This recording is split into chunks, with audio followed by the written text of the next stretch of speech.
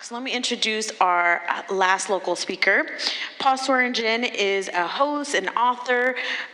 He hosts a nonpartisan evangelical podcast, which for some people sounds a little bit like an oxymoron. He's a content creator, he's a commentator, he's a personal development mentor. I love this about Paul. He believes God has more for people than just inviting them to sit together in seats on Sunday. Yes. Amen. Yes, go figure. This can be an interactive exchange, y'all. Like, it's late, I get it. You can clap for things, it's okay.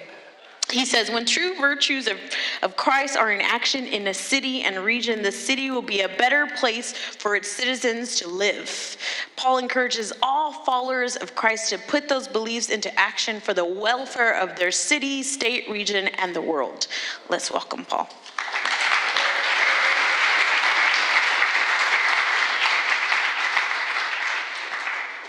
Thank you.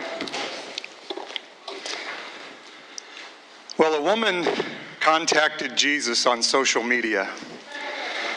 Her profile picture showed her in her Sunday best at an Easter service with her grandchildren at a large local church. And she had a question for Jesus and was reaching out to him.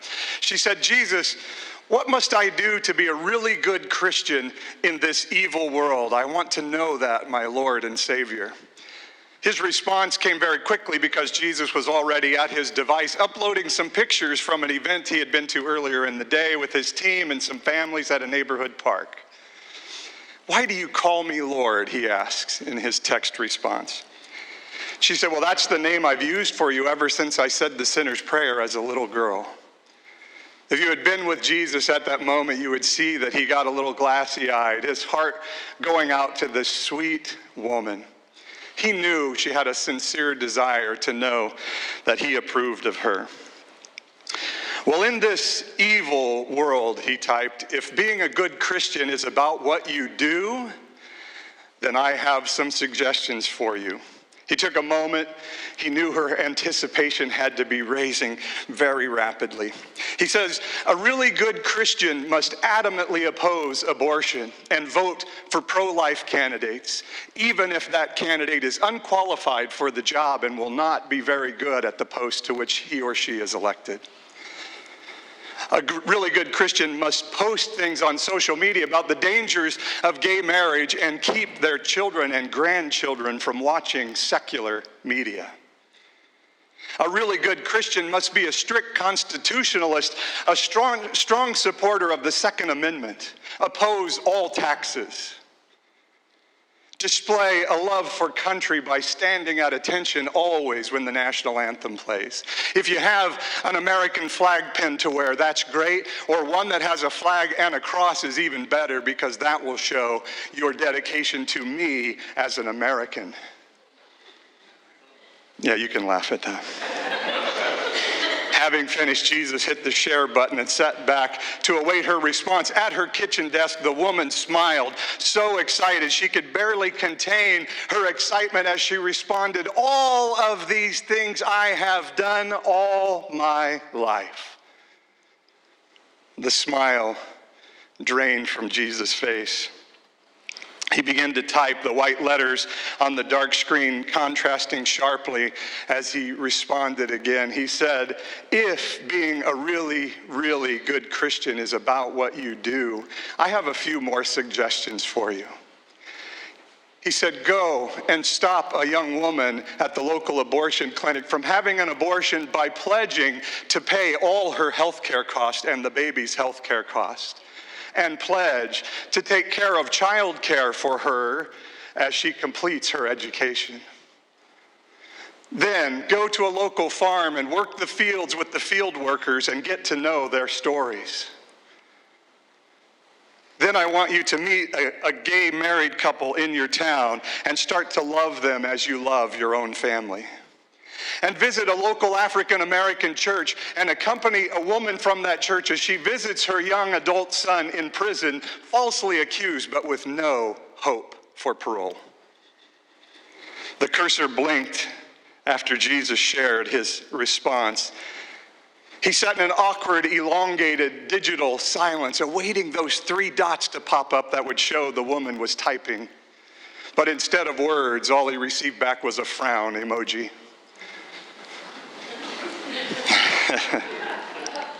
After a few minutes of hearing nothing from her, Jesus decided to send a private message to the woman, but was surprised to find out that she had unfriended him and blocked him from her page. Jesus typed a new post. "Oh, how difficult sometimes it is for Christians to live the life I displayed in the Gospels." Now, you might recognize my story here as being a modernization of the story of the rich young ruler. 2 stories that parallel each other in that they're about people that loved God but misunderstood a little bit how to put action to that love. People who thought doing something out of religious form was godly rather than doing something out of a heart aligned with God's heart. The title of my talk is God a Republican? And I think it's an interesting question to ask. It's a question that inspired me to write a book called Joseph Comes to Town, subtitled When the Religious Right Goes Religiously Wrong. Because I see a right-wing evangelical church today that doesn't really say it out loud, but we seem to believe that God is Republican, or at least requires his people to be. And I wondered, what would Jesus say about that if he were on earth today? Because he didn't have a lot of good things to say about the politically nationalistic mindset of the religious leaders in the first century. How would he feel today about the mindset of the evangelical community that seems to believe legalistically requiring people to obey the 10 Commandments is righteousness and patriotism is a fruit of the Spirit?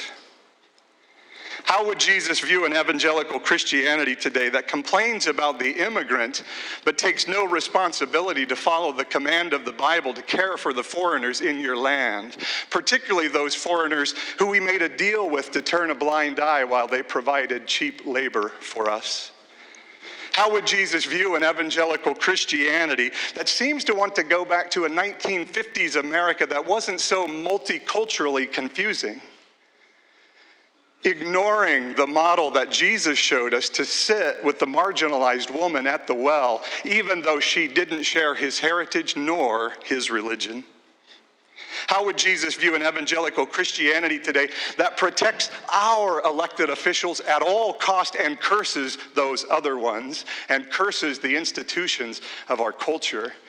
Disregarding the edict of the Bible that every day we're making a decision with our mouths and with our keyboards to speak life or speak death over those elected officials and those institutions. We like to say things like, "We stand for our rights. We want to be able to say the word Christmas." God says, if somebody imposes the injustice on you of making you walk a mile, go 2. We say, let's get rid of all taxes, and God says, give to Caesar what is Caesar's so that you don't get distracted by being offended or offending someone else. We say, let's get together and use our political power to change things. And God says, true power is when you display love like this, that you're willing to die for your friend and your enemy. Is God Republican? I believe he is nothing of the sort. I also believe he's not Democrat either. The Bible says he's neither Jew nor Greek. I don't think God is really into politics at all. But a government that brings justice and shalom to all people, I think he's way into that. The Bible says that the government rests on the shoulders of Emmanuel, God with us. And to that government and the peace it will bring to its people, there will be no end. That should be our desire. Not a kingdom based on Republican values, but a kingdom based on heaven's values. Not one that hopes to ban things, but to remember that God didn't enter the world to condemn people, but to heal those people, body and mind as well as their soul.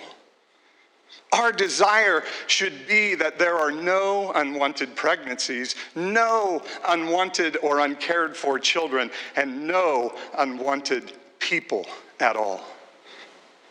No, God's not a Republican, but I think God is really into Republican people, and he's really into Democrats and Libertarians and Tea Partiers and Green Partiers and non-party preferencers and all of the above, because that, my friends, is the gospel, the good news. I say to my evangelical friends, we can see culture changed if we're willing to humble ourselves and to pray and to seek God's ways and to turn from our ways of partisanship and condemnation and otherness. When we learn that our political power can never compare to God's amazing grace, then we can partner with him to truly see our culture changed. And we'll see that culture healed in a way better than we ever imagined, even better than having a God who's a Republican. Thank you.